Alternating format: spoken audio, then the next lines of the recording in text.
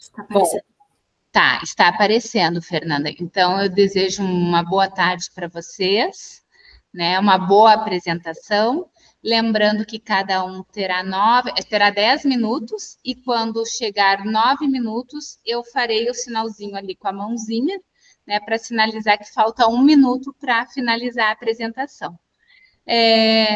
A proposta é que vocês apresentem em 10 minutos e a gente discuta em 5 minutos ali o teu trabalho, e daí a gente passa para o próximo, tá? Tá ótimo. Então, Fernanda, pode iniciar a tua apresentação. Tá certo. Obrigada, professora. Bom, então, boa tarde. Eu me chamo Fernanda Dias da Rosa e eu vou apresentar o trabalho intitulado Letramento para a Inclusão, Experiências do PIBID numa escola de Dom Pedrito, no Rio Grande do Sul. O trabalho, então, ele é composto por mim, Fernanda, pelas alunas Gabriela Barbosa Miranda e Natália Pinheiro Martins, sob a orientação do professor Cristiano Galafassi e da professora Cláudia Camerini Correia Pérez.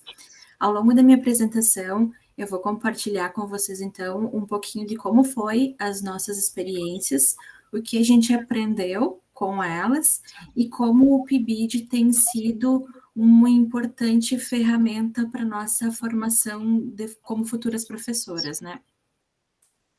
Então, o nosso trabalho, ele parte do princípio de reconhecer que a educação básica, ela enfrenta diversos desafios. Entre eles, o principal, né, é a escassez de profissionais. E a partir disso, a formação de novos educadores, ela é de grande importância. E é nesse momento que a gente consegue começar a aprender como é ser professor, tanto na teoria, que a gente aprende na faculdade, né, quanto na prática. E nisso o PIBID ele tem um papel muito importante, porque ele vai fazer essa aproximação entre nós, da universidade, com a escola, e permitir que a gente vivencie a experiência real de estar ali em sala de aula, com todas as dificuldades que isso possa vir a ter, e também a refletir como no nosso papel como professoras. E foi nesse cenário que a gente teve uma experiência muito interessante sobre inclusão e sobre direitos humanos. Aqui eu vou trazer um pouquinho de como é constituído o nosso núcleo. O nosso núcleo, ele compreende os cursos de licenciatura em letras e da pedagogia, ambos da modalidade à distância da Unipampa. As nossas relações, as nossas experiências, elas acontecem na Escola Estadual de Ensino Fundamental Arthur Vilamil de Castro, no município de Dom Pedrito. A escola atende os ensinos fundamental 1 e 2, cerca de 210 alunos, e no nosso núcleo nós somos 7 bolsistas e a nossa mediadora. E aí, nesse cenário também, a gente desenvolveu uma ação especial, que era uma ação inspirada na Semana Nacional da Pessoa com Deficiência Intelectual e Múltipla. E aí é sobre ela que eu vou falar agora. Bom, os objetivos, então, dessa ação, que aconteceu dentro da Semana Nacional, né, que aconteceu de 21 a 28 de agosto de 2025, o nosso objetivo era promover conversas e reflexões sobre inclusão e sobre direitos humanos dentro do ambiente escolar. Participaram da nossa ação 17 alunos do 6º e do 7º ano do ensino fundamental, e essas ações elas foram conduzidas por 2 bolsistas. Nós queríamos também que os alunos pudessem entender como tornar os espaços mais acolhedores e mais acessíveis, né, dentro da escola. E aí, para alcançar esse objetivo, nós desenvolvemos algumas atividades que reunissem informação e possibilidades de reflexão para eles, para tornar o aprendizado deles mais leve e incentivar a participação.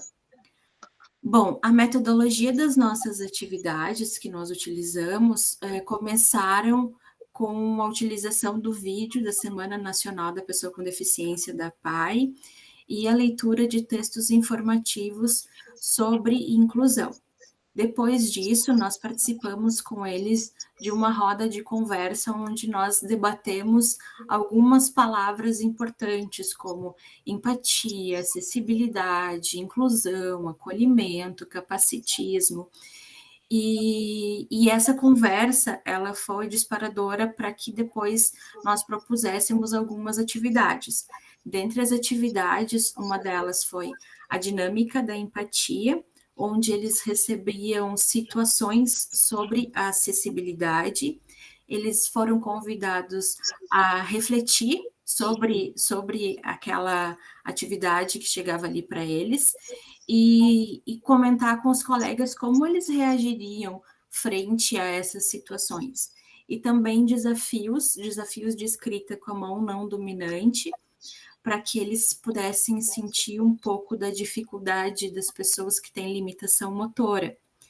Outra atividade que nós colocamos, né, na verdade nós incorporamos, porque foi até, foram eles que trouxeram para a gente, na contracapa do caderno, alguns tinham o alfabeto em Libras, daí eles pediram para que nós ensinássemos para eles o alfabeto em Libras, para eles fazerem a sinalização do nome deles, e também nós ensinamos a sinalizar algumas saudações. Por fim, para encerrar essa ação específica, nós propusemos uma construção de um mural coletivo, que era o mural Mãos que Acolhem, no formato de um cartaz com a palavra inclusão centralizada. Eles desenharam a silhueta da mão deles e dentro escreveram algumas palavras ou expressões que remetessem à inclusão, à acessibilidade, à empatia, ao capacitismo ou alguma outra coisa que eles achassem interessante de compor aquela nossa conversa. Depois disso, o mural ficou afixado, né, no corredor para que os outros colegas pudessem apreciar também. Bom, nos resultados dessa nossa ação, nós percebemos eles como bastante positivos. Os alunos, eles foram muito receptivos, foram bem curiosos, até bem mais do que a gente imaginava, e muito participativo, com todas as atividades que a gente propôs.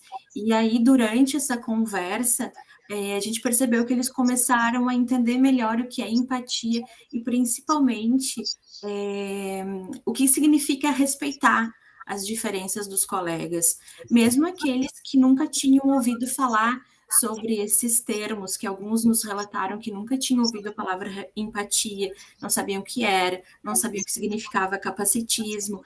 Então, assim, mesmo esses alunos que não conheciam os termos, eles conseguiram compreender e refletir um pouquinho sobre as atitudes deles e algumas atitudes que eles vivenciam no dia a dia e que eles não entendiam de uma forma que isso pudesse não ser inclusivo, enfim.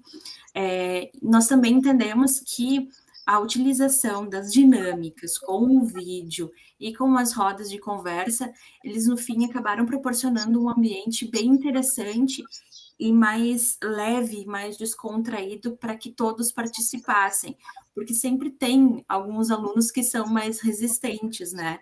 E aí, em algumas atividades a gente percebe isso, e nessa eles estavam, parece que se sentindo mais à vontade, participaram, colaboraram, e foi bem interessante, acredito que para eles, e principalmente para a gente, que nós aprendemos também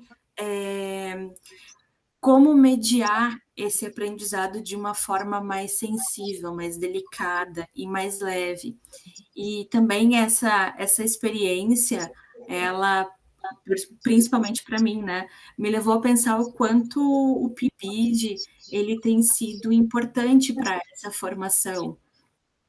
E aí, aqui nas nossas considerações finais, né, que eu já estou chegando, a gente pode observar que alguns temas, principalmente sobre inclusão e diversidade é muito importante para formar alunos conscientes e mais respeitosos. E nesse espaço também o PIBID ele se mostra um espaço não só de formação, mas de transformação também, porque ele nos coloca para aprender ali na prática, né, como é ser professor, que é muito diferente do que a gente aprende na universidade, e também nos dá essa oportunidade de fazer a diferença dentro da escola. E a gente pode também ver que ensinar vai além só de replicar e de passar o conteúdo, né? A gente também está ali ensinando a olhar o outro com um olhar mais sensível, mais empático e de respeito. E também entender que a inclusão, ela começa nessa forma de não só como a gente ensina, mas como nós escutamos. E aí aqui a gente colocou como frase final que inclui, acima de tudo, reconhecer o outro como parte essencial do processo educativo. Aqui eu deixo o meu muito obrigado e gostaria de agradecer ao PIBID, à Unipampa, à Escola Vila Mil de Castro por nos receber, aos nossos professores orientadores, professora Cláudia, professor Cristiano, a supervisora, as bolsistas e principalmente aos alunos que estiveram em todos os encontros que nós propusemos e que participaram de todas as atividades. Muito obrigada pela atenção também de vocês que estão aqui. Obrigada, Fernanda, cumpriu direitinho o tempo. Parabéns pela apresentação, né? Obrigada. Posso tirar a apresentação, professora? Claro, pode sim. Tá, só para eu enxergar vocês. Parabéns pelo trabalho desenvolvido na escola e que interessante que vocês também perceberam isso, né? Uma frase tua agora, assim, que me chamou a atenção, duas coisas, né? Que tu disseste agora no final, com relação à experiência desenvolvida. É muito diferente do que a gente aprende na universidade. Agora, eu preciso mais elementos para essa afirmação, né? Porque eu estou me colocando aqui no local de professora formadora, eu sou do curso de pedagogia, né? Então, o que a gente faz que é tão diferente da sala de aula, né? E a segunda questão que tu colocaste, né?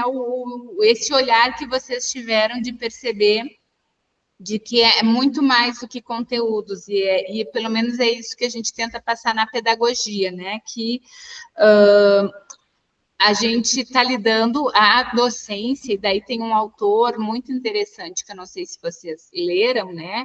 Que é o Maurice Tardif. Né? Ele tem um livro que ele fala que a docência é um trabalho com seres humanos e para seres humanos. E às vezes a gente esquece que a gente está lidando com um serzinho pequenininho que ele está começando no mundo e que ele precisa aprender tudo, inclusive a empatia, né, a sensibilidade, o que são esses sentimentos. Então, as competências, e por aí a gente vê por que a BNCC está aí, né, as competências socioemocionais, porque a gente, em algum momento, deixou de entender que a nossa docência é com seres humanos e para seres humanos, e a gente precisa resgatar isso. Mas agora, e queria saber um pouquinho o porquê deste tema, por que foi escolhido este tema? Porque vocês poderiam ter escolhido vários outros temas. Então, eu quero que tu me responda essas duas perguntas. Por que deste tema? E por que que é diferente, né? Tudo é muito diferente do que a gente aprende na universidade. Posso responder a última primeiro, que foi a primeira que a senhora perguntou? Claro, pode sim. Professora, eu coloco assim, que é muito diferente o que a gente aprende aqui na universidade do que a gente está vivenciando na prática escolar, porque a universidade não prepara a gente para algumas coisas. E aí, quando tu tá lá na prática, eu costumo dizer que é cada dia um sustinho diferente. Que as crianças, cada criança é um serzinho, cada aluno é um serzinho. Eles têm demanda que autor nenhum traz. Né? Às vezes eles têm as histórias deles, eles têm as situações de vida deles, cada um é diferente de um jeito. Então, assim, não é uma cartilha, não é uma receita de bolo, então a gente não tem como saber, não é uma coisa. Eu venho de uma primeira graduação que é protocolar, eu tenho início, meio e fim, e é aquilo. E aqui não, é subjetivo, né? Então, é muito diferente, porque, por exemplo, eu, na graduação, só que eu não estava preparada para chegar lá na sala de aula, começar minhas atividades do PIBID e aparecerem alunos com deficiência que eu não sabia que eles existiam, porque não me foi passado, nem quais deficiências eram, nem o como eu faria para incluí-los, porque foi tudo aquilo ali me pegando desprevenida. Então, eu acho que, assim, essa diferença que acontece vem nesse sentido da gente não estar preparados para ter aquele impacto ali tão rápido. Às vezes a gente pensa, essa coisa, essa situação, essas coisas só vão me acontecer lá no estágio, ou lá quando eu estiver começando a atuar, e aí tu começou no PIBID e já vem um choquezinho de realidade. Não que isso seja ruim, pelo contrário, eu estou achando isso muito maravilhoso, porque é uma experiência que nem todos os colegas têm, e a gente começa a amadurecer muito com isso, e a desenvolver todo esse lado empático, esse lado de atenção, esse lado de escuta, que tu não aprende na teoria, porque falta, né, a gente, as pessoas, para trabalhar essa parte. Não sei se eu respondi. Sim, sim, sim. A segunda pergunta. Era porque é o tema inclusão. Foi por causa dessa tua surpresa na sala de aula?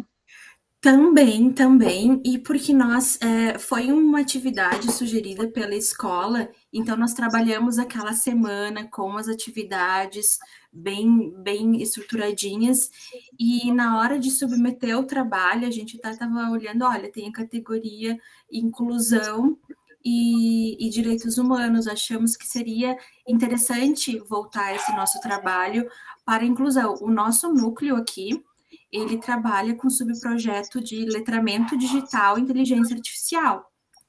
E aí nós desenvolvemos essa atividade em específico e nós achamos interessante que seria trazer, e também, professora, porque foi uma das atividades que eu mais percebi os alunos envolvidos a participar. Eles levantaram, eles fizeram, eles falaram, eles pensaram, eles se incomodaram com coisas que eles não tinham parado para pensar. Então, eu acredito que essa tenha sido uma atividade que ela teve a sua diferença entre as outras. Tá certo.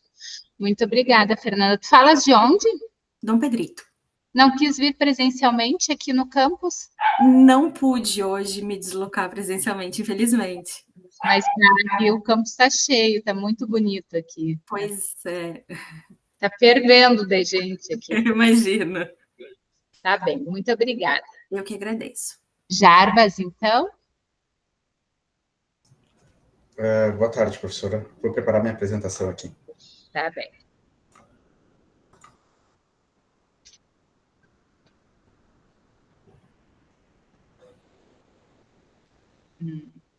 Ainda não está aparecendo. Agora sim. Ok. Feito. Então. Tá. Professora, boa tarde. Boa tarde a colega que antecedeu. Com satisfação de participar desse momento, professora, de aprendizado, de troca de experiências. Eu acho que tem essa... tem uma aura aqui que eu acho que é importante, e é meu objetivo de participar. Eu me licenciei em História me graduei, minha formatura foi em fevereiro, concluí no final do ano passado, e eu acho que o meu objetivo é participar do fórum, dar credibilidade para a universidade que me formou, a educação pública, render homenagens à professora que me ajudou, a doutora Paula, e eu venho falar, professora, de um tema do ensino de história sobre um tema sensível do terrorismo de Estado da ditadura militar no Brasil. A análise de 2 livros didáticos do 9º ano do ensino fundamental. Ela parte, a análise deste trabalho, professora, parte de um ano de 2024, onde nós temos completou 60 anos do golpe, em 31 de março. E parte de uma necessidade, de uma efervescência que a gente vive num processo de negacionismo histórico, de trabalhar com uma memória de reescrita em negar determinados fatos reais. E o objetivo dessa memória histórica da ditadura militar. E o objetivo é analisar como os livros didáticos abordam o terrorismo de Estado durante a ditadura militar.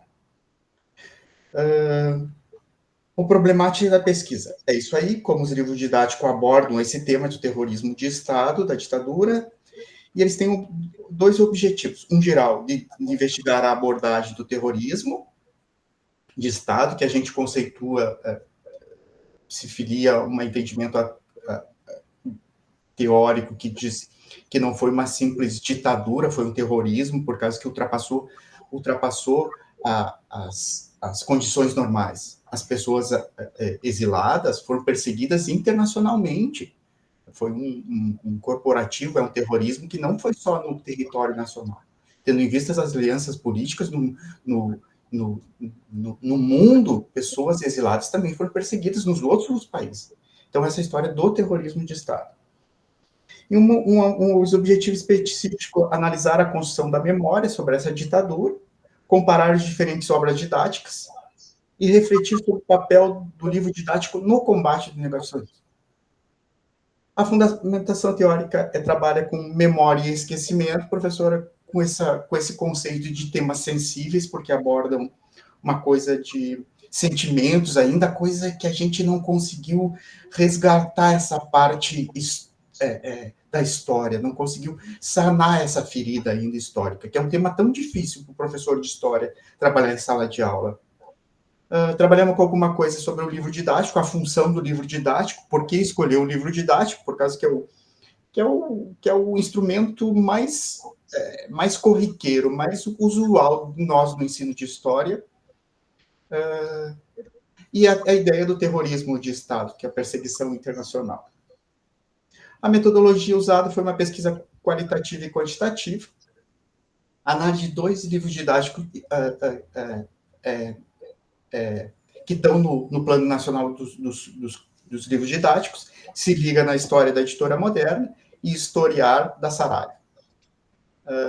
O foco é análise dos capítulos sobre a ditadura militar desses livros.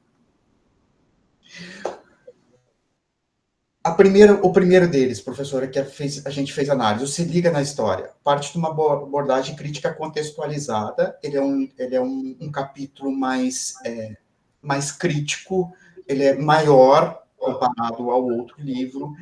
Tem uma tentativa, tem uma discussão bem interessante, que é a possibilidade de revisão da lei da anistia, nesse livro didático dessas autoras aqui. E aí, sim, nisso estimula essa reflexão, a empatia. Tem algumas charges, os autores utilizam a charge como uma forma de do cômico, do riso, transformar em conhecimento histórico. Tem essa atividade crítica, fala sobre a Comissão da Verdade, coisa que o Coutrin, do historiar do professor Coutrin, é uma abordagem mais tradicional. A abordagem que ele fala sobre a época da ditadura militar é cronológica. Ela é do tempo, ele discorre sobre o tempo. Ele não trabalha com essa ideia dos temas sensíveis, ou muito pouco. Ele não tem esse conceito do terrorismo de estados. Ele é um capítulo mais enxuto, pouca problematização da história e dos direitos humanos. Ele traz uma curiosidade, o Coutrin, professor historiar da Saraiva. Eu até indaguei, porque é curioso, ele traz numa das janelas do livro, traz um depoimento de um torturador. É tão sutil isso. A pergunta é, a gente sabe que para quem vai fazer um livro, tem vários assuntos para escolher. Essa escolha da palavra do torturador, será que nós não tínhamos a escolha da palavra da vítima?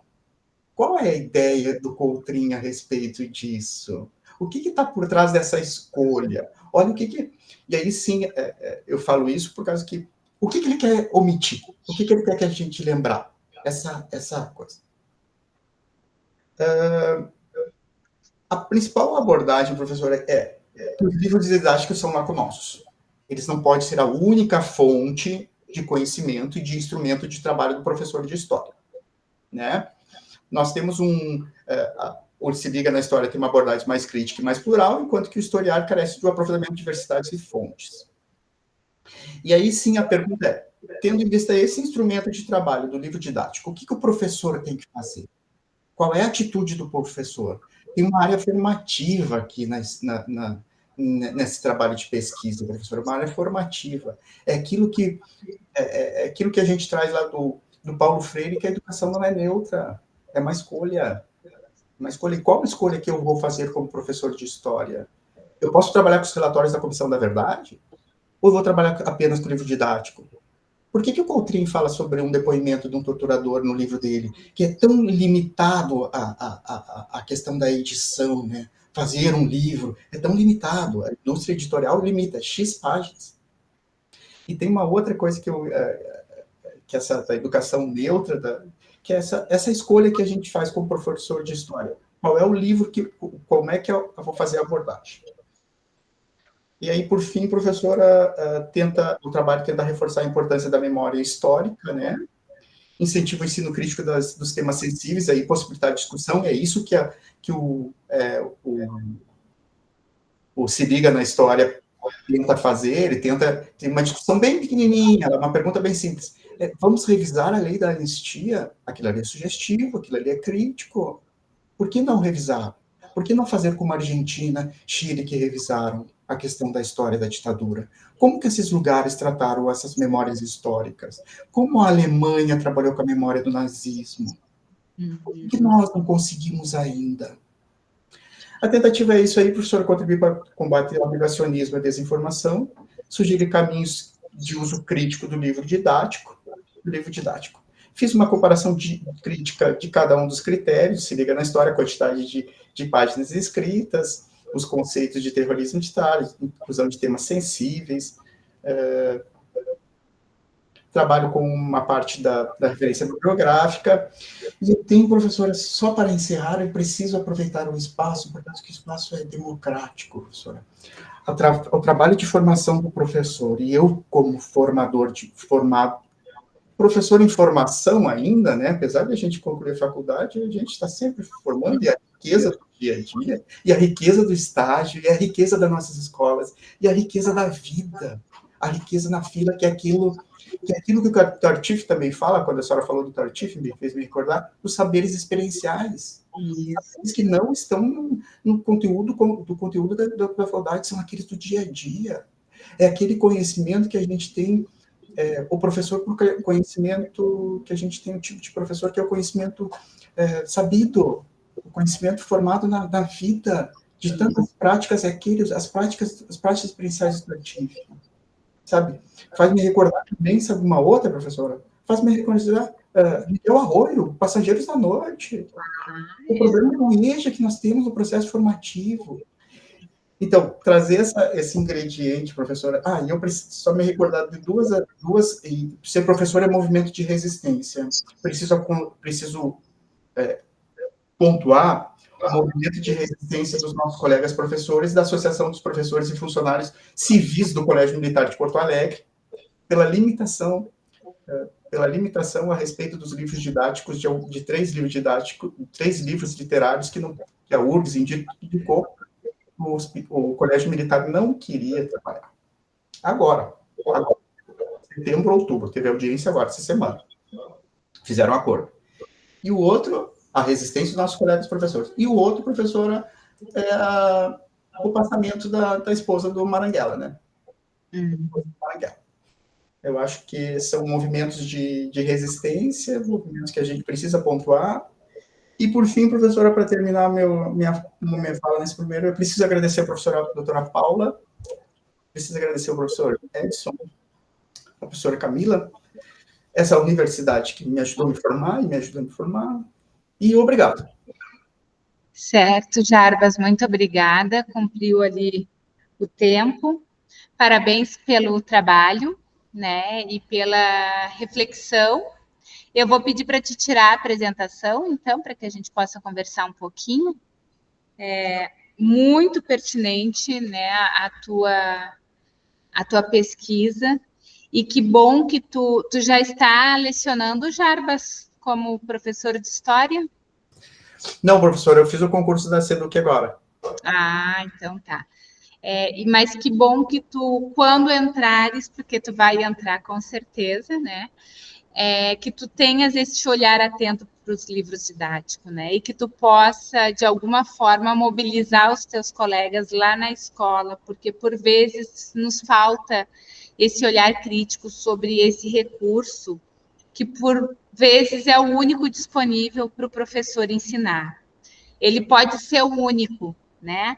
Mas ele tem que atuar com criticidade em cima deste material, né? Ele não pode simplesmente tomar aquilo que está escrito como a verdade e passar isso para os alunos, né? Então, muito interessante a tua análise. E a minha pergunta só para ti é porque estes dois livros veio da onde? Porque em alguma escola tinha estes dois livros, escolha aleatória, porque estes dois? Porque o catálogo nacional do livro didático dá uma série. Ocorre que nem sempre aquele que a escola pede é o que vem, também tem isso, né? Mas por que estes dois? Professora, as escolhas foram porque a gente fez uma pesquisa e também está na base do início porque a gente fez uma pesquisa a respeito de alguns temas, sabe? Terrorismo de Estado, a gente fez sobre ditadura militar e também fez parte da metodologia. E a escolha pelos dois livros é simplesmente por causa que 2022, de um certo período da história que antecedeu acontecimentos, por exemplo, dessa época que a gente viveu desse governo negacionista que terminou. Então, ele é pré a isso. Que a gente não conseguiu, estava em pré, não estava se evidenciando, né? Então, a ideia foi pegar alguma coisa antes do negacionismo deste governo que venha a fazer. É por causa disso. E da facilidade do acesso, professora, também dos dois livros.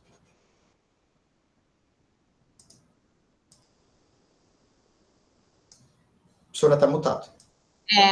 E tens no teu escopo aí pesquisar agora livros pós livros 2024, 2025, para ver que leitura, e isso vai ser muito interessante, né? A gente sempre ouve muito dizer, principalmente para vocês que são historiadores, como é que a gente vai explicar o Brasil de 2025, 2024, que aconteceu no início, né, de 2024, pro brasileiro do futuro, né? Então, eu acho que fica aí uma sugestão de pesquisa, né? O que vai apontar os livros didáticos a partir ali daquele movimento golpista que a gente teve no 8 de janeiro?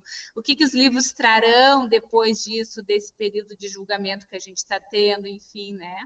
Acho que isso seria interessante também continuar monitorando a respeito dos livros didáticos aí. Não sei se vocês pensaram enquanto, né, continuidade da pesquisa, daqui a pouco para um mestrado, para um doutorado. Professora, não está ainda nesse escopo, professora, não foi pensado isso, mas tem uma coisa bem interessante, professora, a respeito do livro didático que a gente precisa, como profissional da educação, refletir. Na verdade, o profissional da ciência, professora. Senti falta, e está no meu trabalho também, alguns aspectos regionais. Por exemplo, nós não temos, eu estou no Rio Grande do Sul, eu vou trabalhar com um aluno do Rio Grande do Sul. Como que o Rio Grande do Sul participou desse processo de ditadura? Quais foram os reflexos? Não está a história, isso aqui do Brizola, por exemplo, da fugida do Rio para o Uruguai, tendo que sair fugido, não está essa parte. Desse movimento da legalidade, não está no nosso livro didático de resistência. Não está isso. Não está, por exemplo, no nosso caso do caso das mãos amarradas, do militar que foi largado no Rio Guaíba. Não está. Não está a ideia do dopinho nos nossos livros didáticos. É por que não está? É outra pergunta que se faz necessária. Por que esse livro didático está tão longe da nossa realidade? Será que é porque a formação do mercado editorial de livro didático, de regra geral todos, parte do Rio de Janeiro, São Paulo e Minas, será que é isso? E o restante é regionalismo? Por que não está nisso? Como é que eu vou complementar, falar para os meus alunos dos monumentos que tem aqui em Porto Alegre a respeito que indicam a ditadura militar, da redenção, do Moinhos de Vento, perto do Guaíba? Trazer essas coisas históricas para perto que não estão no nosso nosso livro didático. Obrigado. Então tá, parabéns, Jarbas, pelo trabalho. E fica aí a proposta para continuar olhando os livros agora a partir desses novos acontecimentos, né? O que eles trarão. E claro, tem toda essa parte regional aí que carece, porque é como tu falaste, né? Tu chegaste no centro, é isso. Né? As editoras são do centro do Brasil e é dali que parte o olhar para a história do Brasil, esquecendo os regionalismos, né? Então tá, muito obrigada, parabéns mais uma vez pela apresentação. Eu pergunto para o Fernando e para o Jarbas, eu não deixei espaço para um perguntar para o outro, se alguém tinha alguma pergunta para o outro. Fernanda, Jarbas, alguém quer perguntar para alguém? Não? Certo. Eu vou ficar agradecido, professor. Obrigado. Mas um bom trabalho da Fernanda, é bom escutar isso. Professora, é bom participar desses fóruns, é bom participar. Tem. Jarbas, uma pena que tu não te inscreveu mas eu vou te dar a dica, vai acontecer de 18 a 21 na FACED, na URGS, o 33º Seminário Internacional de Formação de Professores do Mercosul. A inscrição é gratuita, chega lá na FACED e tem discussões interessantes, vai ter participações de professores da América Latina, do Chile, da Colômbia, né? Então tem esse painel, claro que daí é mais voltado para a área da formação de professores. Obrigado. Mas tu falas de Porto Alegre mesmo, Jarbas? Isso. Então tá. Boa tarde, Daiana, Daphne. Bem-vindas. Boa tarde. Então, boa tarde, professora.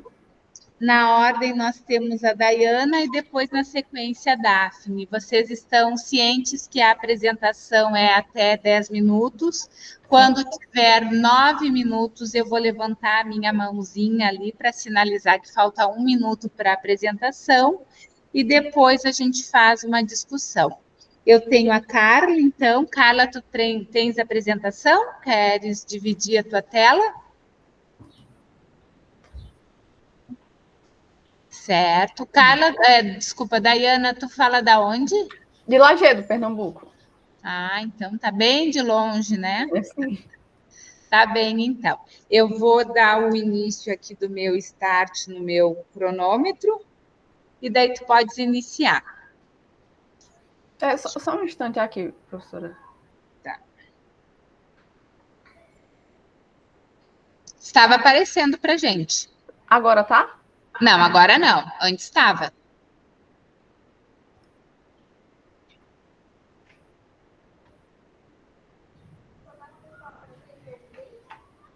Agora sim, está aparecendo. Podes iniciar, então, Daiana Carla. Boa tarde, eu sou Daiana, sou discente do curso de Letras, EAD aqui da Unipampa. O meu trabalho é elaboração de experimentos de percepção de fala no desenvolvimento em contexto acadêmico.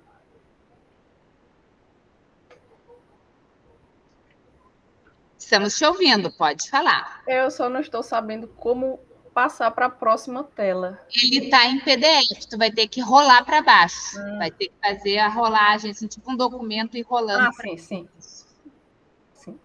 Então, a percepção de fala, ela desempenha um papel crucial na aquisição de uma segunda língua. Se, enquanto você, como aprendiz, não tiver uma boa compreensão daquilo que você está ouvindo, você não vai aprender realmente a segunda língua, a terceira língua, seja qual for aqui a aprendizagem, ou também se for um caso de uma pessoa que problemas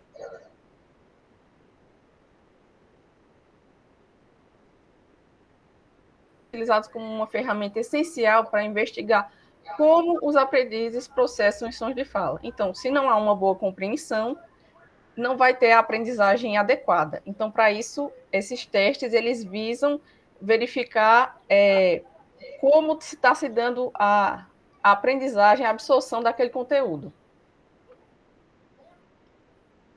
O objetivo do trabalho em questão é descrever as atividades desenvolvidas no âmbito do projeto de ensino, que é ao qual eu sou bolsista, que é a elaboração de experimentos de percepção de fala.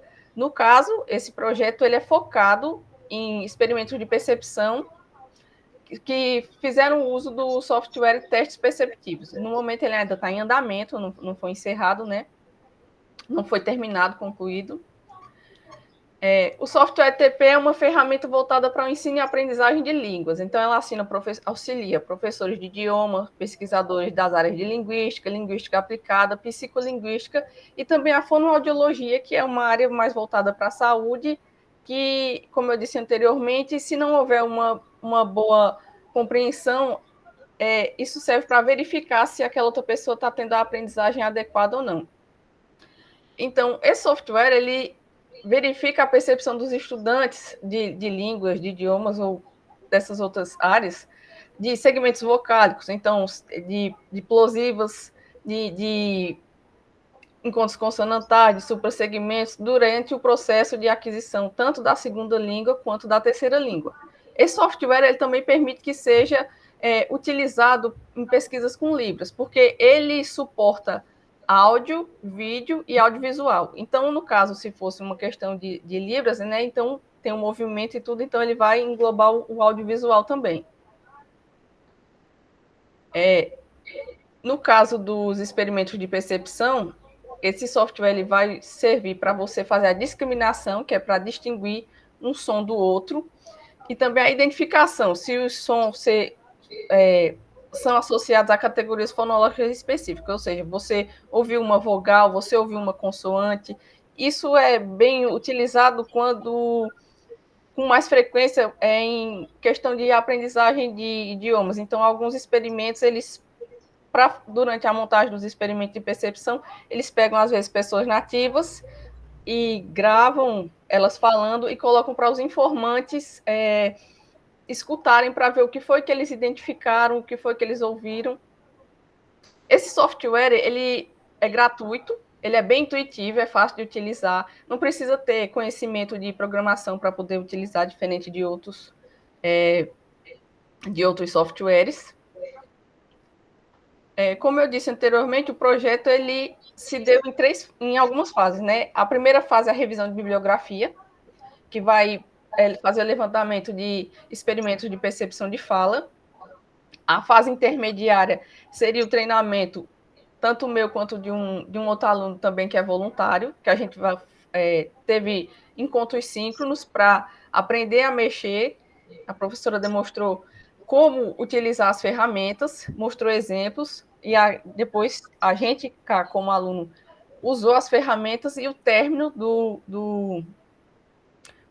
a conclusão do projeto no mês de dezembro, está executando um workshop, um treinamento, ensinando outros alunos e demais professores que têm interesse a utilizar essas mesmas ferramentas para aplicar experimentos de percepção de fala, tanto como aluno de curso de línguas, ou para verificar a percepção também, às vezes, de uma população de um lugar, como ela compreende uma fala de um outro idioma. Então, inicialmente foi feita a revisão bibliográfica, onde foram consultados publicações dos periódicos CAPES, do Google Acadêmico e também da literatura cinzenta. Essa parte teve início em maio e ainda está em andamento. Os critérios de inclusão foram publicações onde foi feito uso do software TP, fez parte da metodologia na aplicação dos testes perceptivos. Porque existem outras metodologias que fazem testes, que fazem aplicação de testes perceptivos, mas não utilizam o software TP. Às vezes utilizam unicamente o software Prat, às vezes utilizam o Perceval, às vezes utilizam o PowerPoint, ou então coloca o informante para ouvir um áudio para marcar, por exemplo, no Google Forms. Aí, no caso, foram excluídos publicações que fizeram uso desses outros softwares e essas outras metodologias. Então, para verificar se aquela publicação ela tinha sido feito uso do software TP, então foram lidos resumos, a metodologia, os resultados e as conclusões. Durante esse levantamento bibliográfico, foi encontrada uma monografia que utilizava o software TP, 3 dissertações de mestrado, 4 teses de doutorado, 9 publicações em revistas digitais virtuais e 5 em repositórios ou portais institucionais, totalizando parcialmente 22 publicações. Dessas, a maioria delas, a concentração, o maior ano de publicação foi em 2020, que constitui 6 publicações durante esse ano.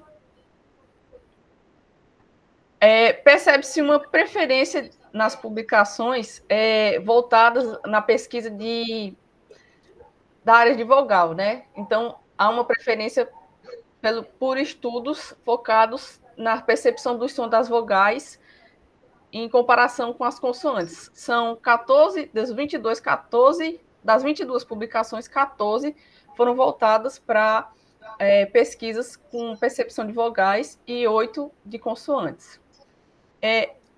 O foco das pesquisas o software ele é bem versátil, então ele foi utilizado para pesquisas desses diferentes segmentos, tanto das vogais quanto das consoantes, na língua inglesa, na língua espanhola, no português brasileiro, no português europeu, no francês e também no italiano, que é um dialeto encontrado em áreas que foram colonizadas por descendentes de italianos.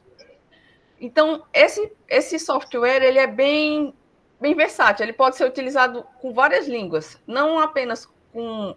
Ele vem configurado para ser utilizado em espanhol, português e inglês, mas todas essas línguas aqui tem como você utilizar ela para fazer esse levantamento. Aqui, isso já foi na segunda parte do projeto, né, que é a gente fazendo treinamentos. Daqui é a tela do software Prat, que é um software que ele é utilizado para fazer a edição de áudios. Então, para você ver de qual a duração que você quer do áudio que vai ser utilizado para que o informante vai analisar, né, o que ele vai ouvir. Então, você vai editar o áudio conforme você quer. Aqui é uma imagem também da tela do Prat, que aqui já é um áudio, então você vai editar para que fique a duração do áudio ou com as palavras que você quer nesse software, e dele você vai passar para o software TP. Aqui é a página inicial do software TP. A pessoa que é informante, esse daqui, você vai digitar o nome aqui e vai realizar ou teste de identificação ou teste de discriminação, de acordo com o que o pesquisador está fazendo o levantamento. Esse aqui foi um teste que eu fiz alguns meses atrás, onde você pega os áudios e coloca ele no programa, e você coloca as palavras, e o informante ele vai escutar o áudio, ele vai selecionar o que foi que ele ouviu ou o que ele acha que ouviu. Tem a opção de repetir, e depende do que o pesquisador quer. Ele pode colocar para repetir ou não o áudio, o estímulo auditivo. E esse software ele dá o resultado para o informante, o que é bom, não é desestimulante, é estimulante, né? Fazer isso, você saber se você acertou ou se você errou.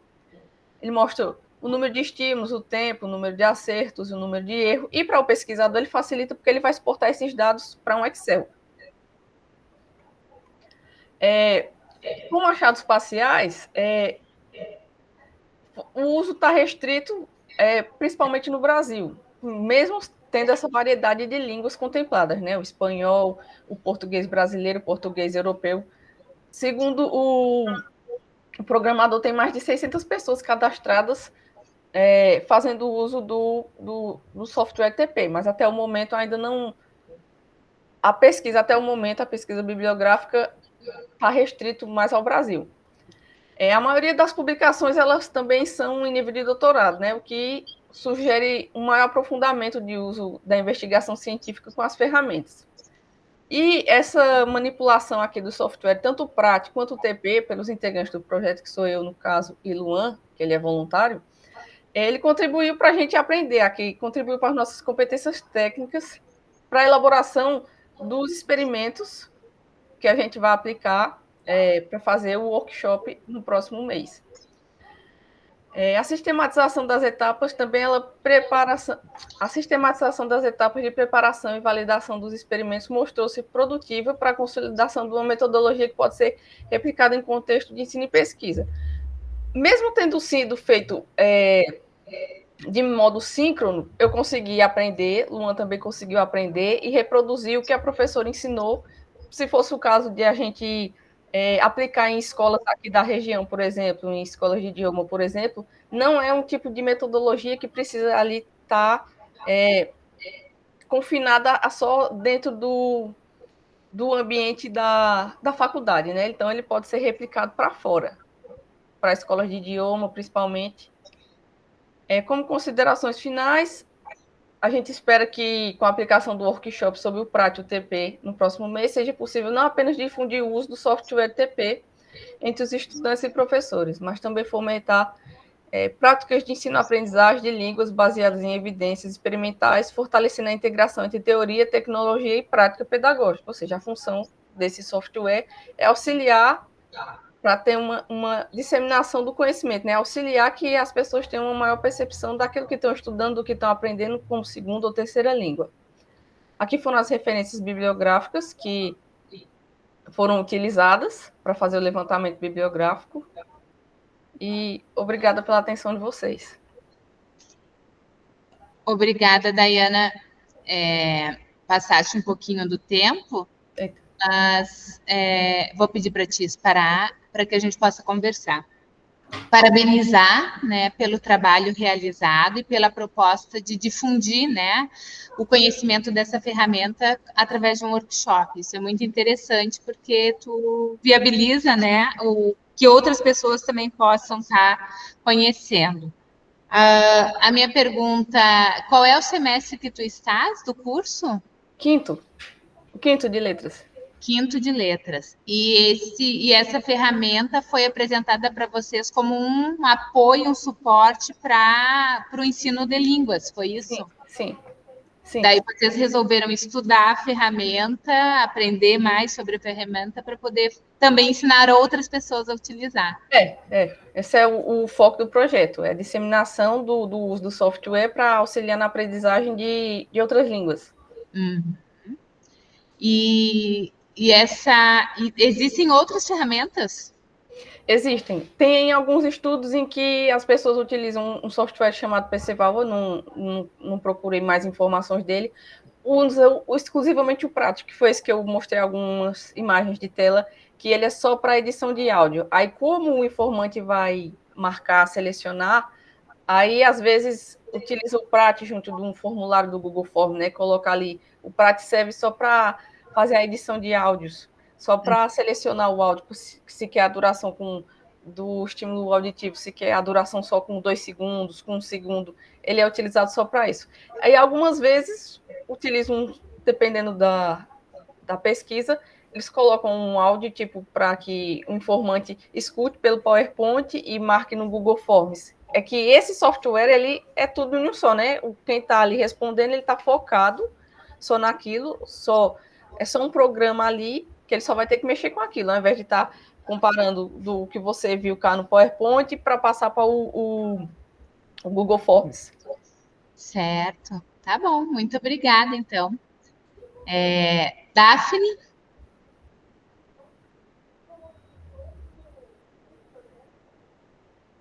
Não estamos te ouvindo, Daphne.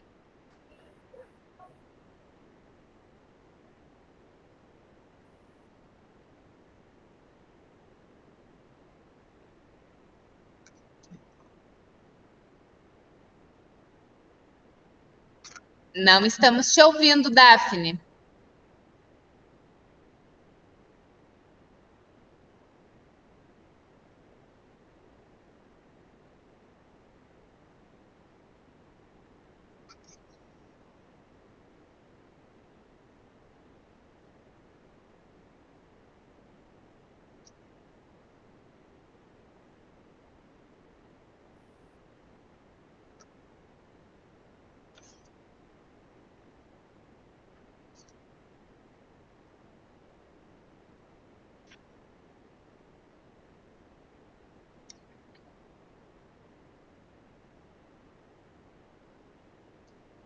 Daphne, faz parte da tua organização tu ter já preparado isso, né?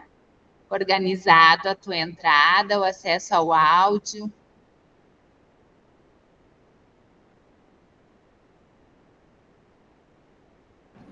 Desculpa, professora. É que travou o mouse aqui, eu acho que foi a internet. Tá bem. Então, eu vou tu podes compartilhar a tua apresentação, por gentileza? Em PowerPoint ou em PDF? Tanto faz. Tá.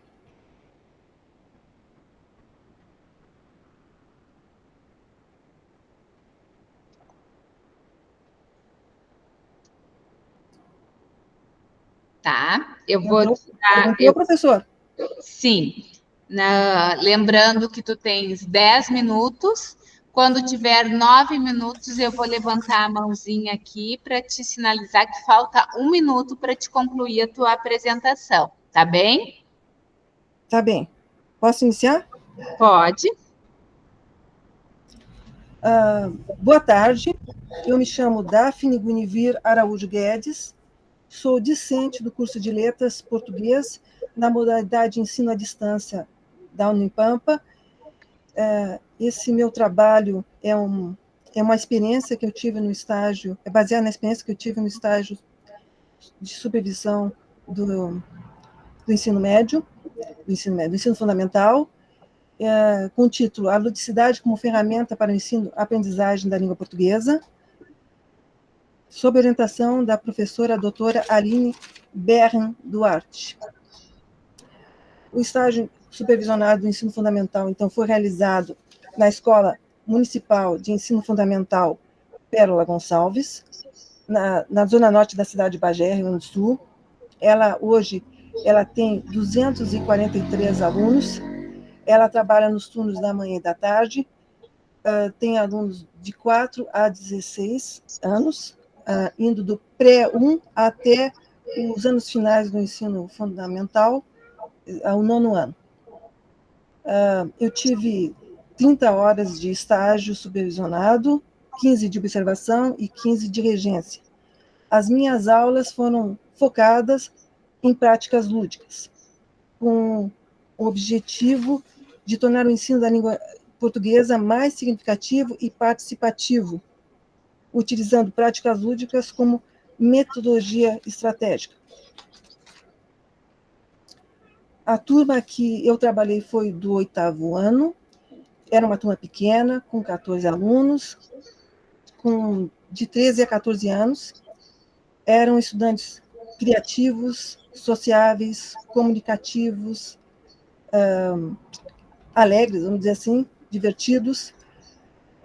Eu apliquei com eles, antes da regência, um questionário avaliativo que me deu o seguinte norte. Eles tinham dificuldades de leitura e escrita e com regras e conceitos gramaticais. E eles tinham preferência por atividades que envolvessem histórias em quadrinho, divertidas, com emoção, divertidas, e eles aprendiam melhor com atividades orais e dinâmicas em grupo, e atividades em grupo. Bom, a justificativa do meu trabalho é que... Daphne, eu não sei se tu estás rolando a tela, porque para a gente não está aparecendo aqui. Não está aparecendo? Tu não está... Como está aqui, diz PowerPoint, mas na verdade ele está como PDF. Tu tens que rolar a tela como se fosse um texto, assim, ó, para baixo. Entendi. Nossa, que interessante. Tá dando para ver agora? Ele segue na primeira página só. A minha internet está com problema. E agora, deu? Não, ainda Vamos não. parar o compartilhamento e vamos tentar novamente. Isso. Vamos ver se dá para fazer diferente. Hoje é a apresentação, então vamos tentar novamente. Agora sim. Agora a gente está vendo. E agora. Tá, agora tá. Posso parar? Pode parar onde eu parei, tá. Apresentação da turma, justificativa, tu já tinha falado. A justificativa, então, a justificativa por esse tema surgiu porque torna o aprendizado mais atrativo, para os estudantes. O lúdico favorece o engajamento, o prazer por aprender, promovendo a interação entre os alunos e o protagonismo estudantil. A fundamentação foi baseada nesses autores, no Piaget, que trata da construção do conhecimento através da interação com o meio, com os processos de assimilação e acomodação. Kishimoto, que trabalha com lúdico como estratégia pedagógica. O Vygotsky, mediação e interação social.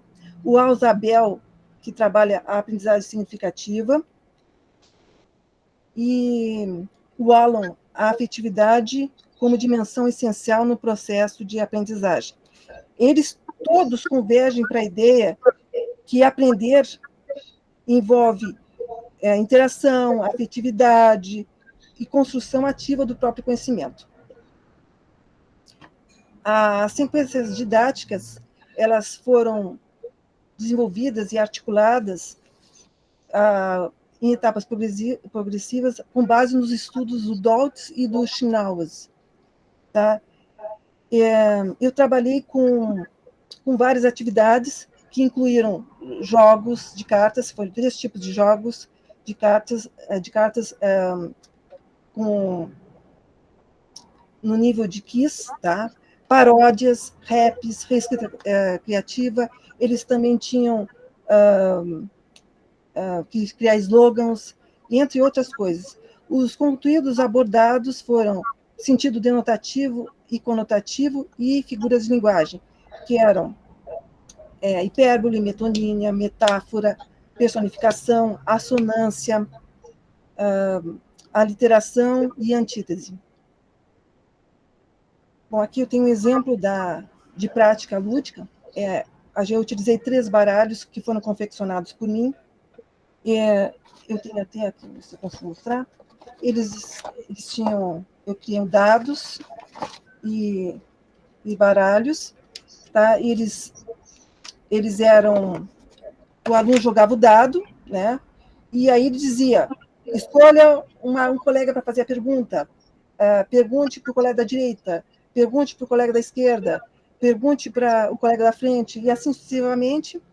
E eles iam perguntando. Quem acertava, ganhava a cartinha e pegava uma nova cartinha e perguntava para o novo colega.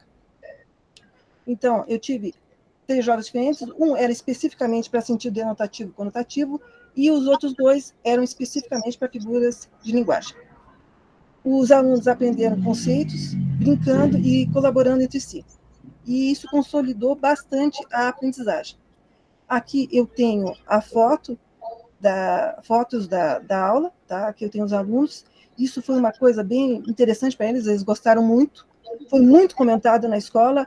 Eu acredito que eles não tinham tido nenhum contato com isso antes, né? Pelo que eu vi, porque eles tiveram bastante resistência no início com as práticas lúdicas, porque eles achavam que brincar não é aprender, né? Eles achavam que tinha que ser só passar no quadro, e foi uma coisa bastante interessante isso, porque eu percebi que eles tiveram um crescimento grande com a aprendizagem, entender exatamente o que era cada uma das figuras de linguagem. Foi uma coisa que, assim, e para eles foi fantástico, porque eles comentaram entre os colegas das outras turmas, entre os professores, foi bem emblemático isso. Bom, resultados de discussões. Então, aqui, a gente observou que essa prática em sala de aula, ela traz um grande engajamento com os alunos, tá? Eles crescem muito como aluno, eles criam autonomia e tem muita motivação quando a aula ela é mais levada para o lúdico. E melhora a compreensão dos conteúdos abordados, o desenvolvimento da oralidade, da escrita, da autoestima. E isso era uma coisa que eu tinha um sonho em fazer, professores, porque eu tinha tido aulas sobre metodologias ativas e sobre o lúdico, e eu fiquei com muita vontade, quando eu fizesse os estágios, e inclusive eu estou aplicando isso no ensino médio também, o lúdico. para realmente ver se o lúdico funciona ou não. E eu tive uma grata surpresa que ele funciona com muita perfeição. Então, as considerações finais, o estágio articulou teoria e prática com intencionalidade pedagógica. Foi uma coisa muito interessante, eu aprendi bastante.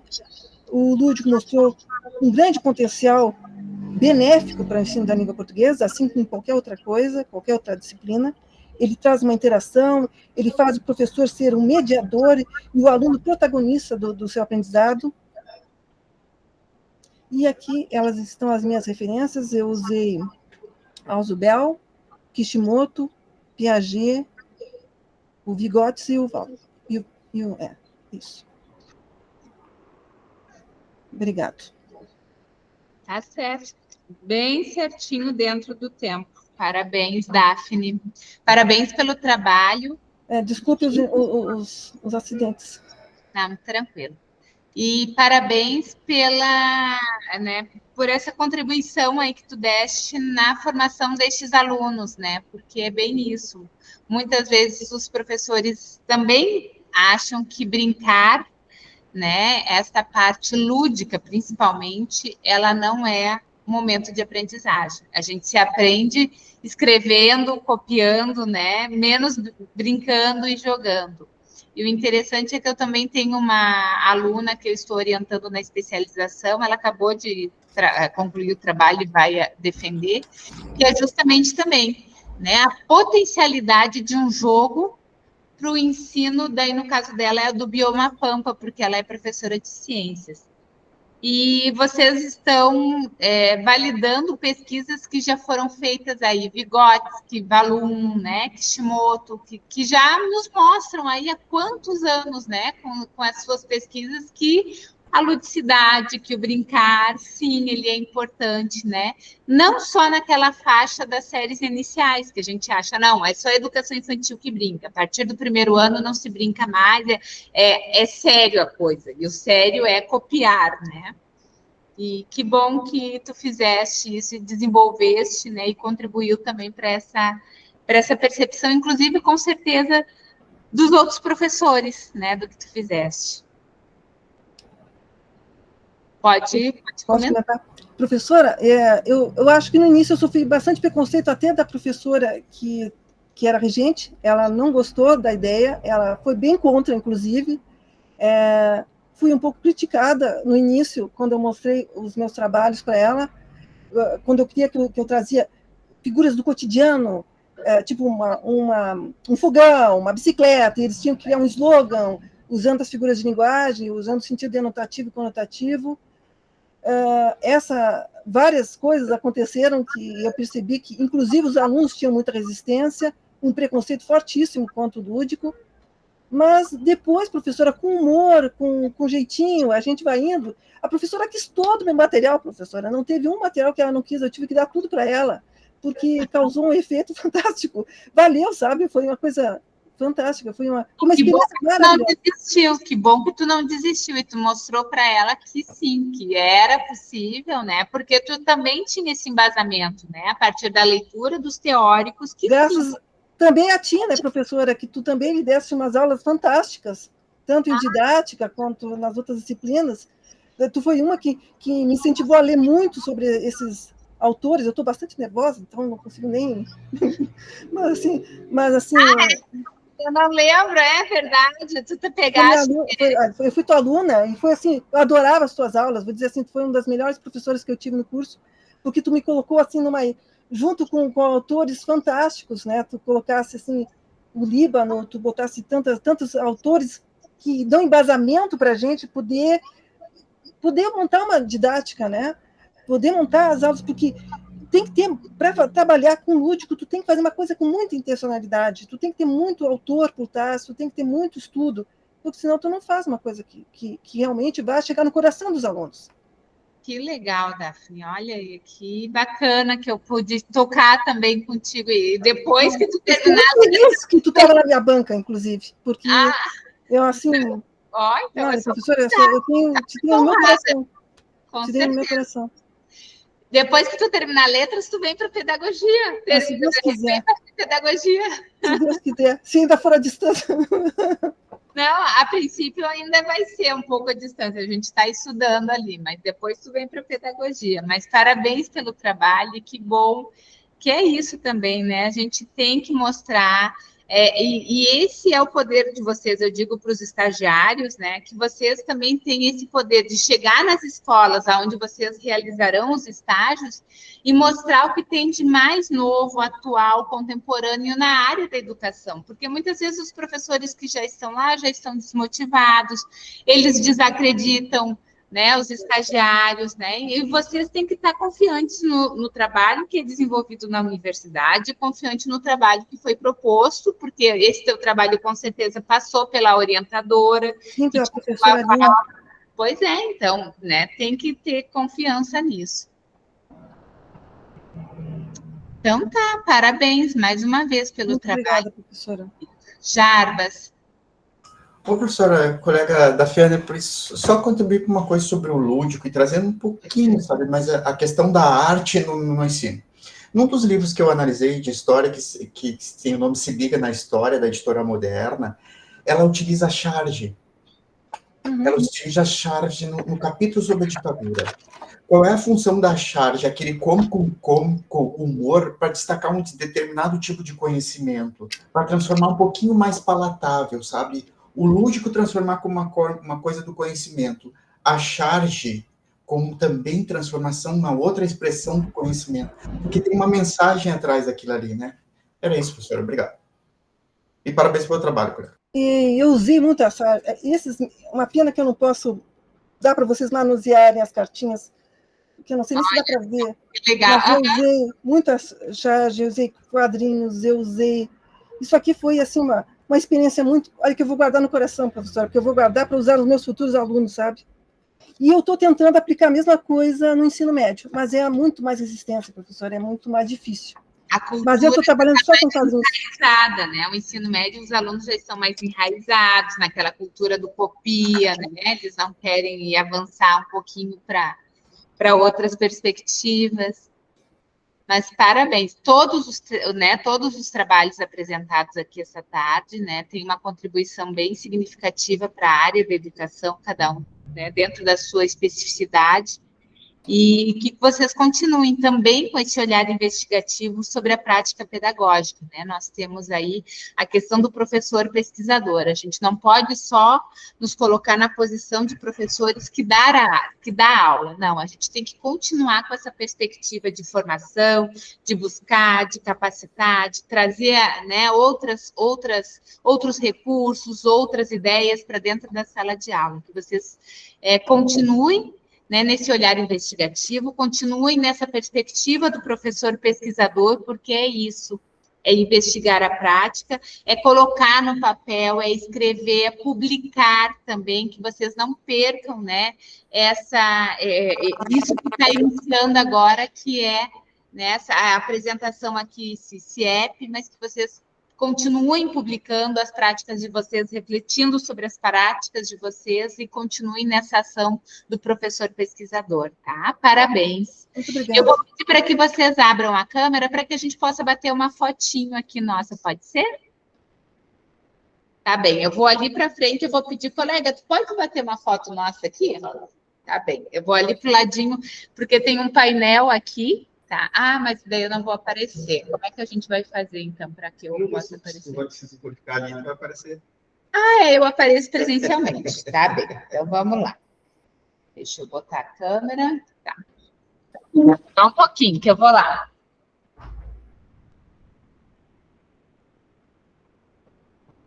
Um, dois, três, foi! Mais uma! 1, 2, 3. Tá bom. Valeu, pessoal. Muito obrigada. Bom trabalho para vocês, né? Não sei se vocês irão... eu acho que tem outras apresentações à noite. Participem, porque também é um momento de crescimento, de ver o que os outros colegas fizeram também. Então, né, na medida que vocês puderem, participem, tá? Muito obrigada e mais uma vez. Obrigada, professor. Tchau, tchau. Obrigado, hein?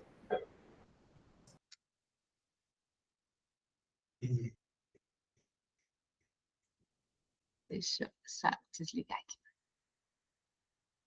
Vou parar a apresentação. Antes que caia a bateria.